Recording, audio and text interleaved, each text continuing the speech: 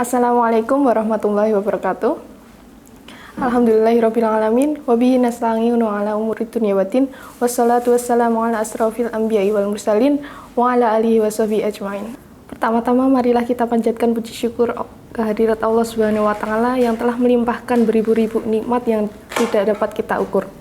Tak lupa sholawat serta salam kita curahkan kepada Nabi Muhammad SAW yang kita nantikan syafaatnya di yaumul kiamah nanti. Bapak Ibu yang dirahmati Allah, pada kesempatan kali ini saya akan menyampaikan sebuah sedikit materi tentang perbedaan derajat manusia sesuai dengan amal perbuatannya. Derajat adalah sebuah fitrah setiap manusia, bahwa dia menginginkan kedudukan dan posisi yang tinggi. Meskipun semua manusia menginginkan kedudukan yang tinggi, tetapi kedudukan masing-masing mereka tidaklah sama. Namun, tinggi rendahnya kedudukan itu adalah pilihan manusia itu sendiri sesuai dengan usaha yang dilakukannya. Dalam Quran surat Ali Imran ayat 163, A'udzubillahi minasyaitonirrajim, Bismillahirrahmanirrahim, hum darajatun indallah wallahu basirum bima ya'malun.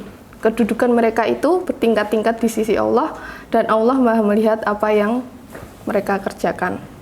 Bapak Ibu rahimakumullah, dalam ayat tersebut menegaskan adanya tingkatan-tingkatan dalam pengelompokan manusia.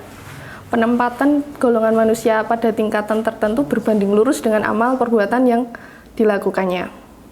Di sisi Allah tidak ada pembeda antara orang kaya, orang miskin, pejabat negara, orang biasa, laki-laki, perempuan, dan yang dilihat oleh Allah adalah derajat kita berdasarkan amal yang kita lakukan.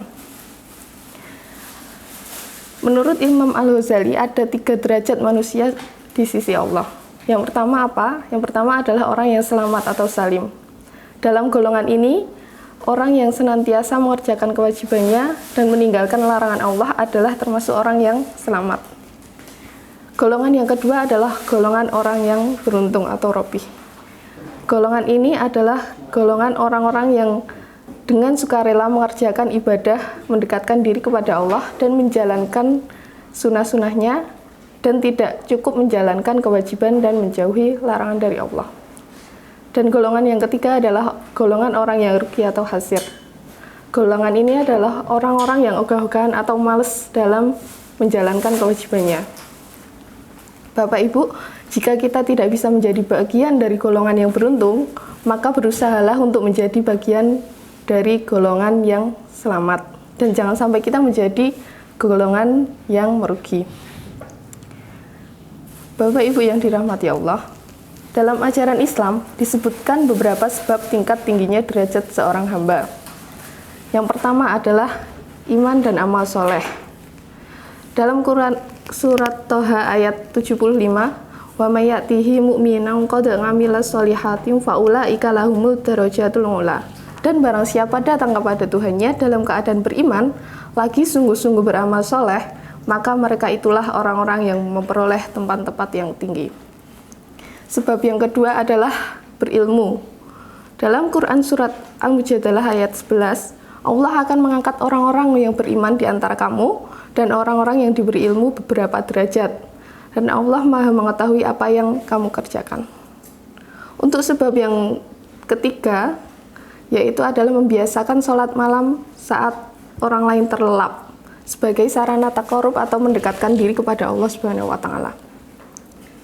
Dalam Quran surat Al-Isra ayat 79, dan pada sebagian malam lakukanlah sholat tahajud sebagai suatu ibadah tambahan bagimu. Mudah-mudahan Tuhanmu mengangkatmu ke tempat yang terpuji. Sebab tingginya derajat seorang manusia yang keempat adalah bersikap ifah atau menjaga kehormatan diri. Salah satu caranya adalah dengan tidak bergantung pada selain Allah Ta'ala. Iyyaka na'budu wa iyyaka nasta'in, hanya kepada Engkaulah kami menyembah dan hanya kepada Engkaulah kami mohon pertolongan. Sebab yang kelima adalah bersikap pemaaf dan tawadhu. Tidak akan kurang suatu harta karena disedekahkan, dan Allah tidak akan menambah bagi seorang hamba yang pemaaf, melainkan kemuliaan, dan tidaklah seorang merendahkan hatinya karena Allah, melainkan Allah akan mengangkat derajatnya. Hadis riwayat Muslim. Bapak Ibu rahimakumullah, dari sebagian sebab tingginya derajat manusia tersebut, kita dapat menyimpulkan bahwa sebab-sebab tersebut berkutat pada 3 poin pokok, yaitu ilmu, iman, dan amal soleh. Seorang yang berilmu akan mendasarkan keimanan dan amalnya pada ilmu yang benar. Hal ini tentu akan menghindarkan mereka dari kesalahan dan kesesatan. Semoga Allah senantiasa memberikan taufik dan hidayahnya sehingga kita dapat menempuh sebab-sebab tingginya derajat kita kelak di sisinya. Bapak Ibu rahimakumullah, demikian yang dapat saya sampaikan. Kurang lebihnya mohon dimaafkan.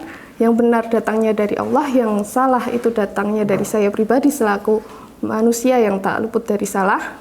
Akhirul kalam, subhanakallahumma wa bihamdika asyhadu alla ilaha illa anta astaghfiruka wa atubu ilaik. Wassalamualaikum warahmatullahi wabarakatuh.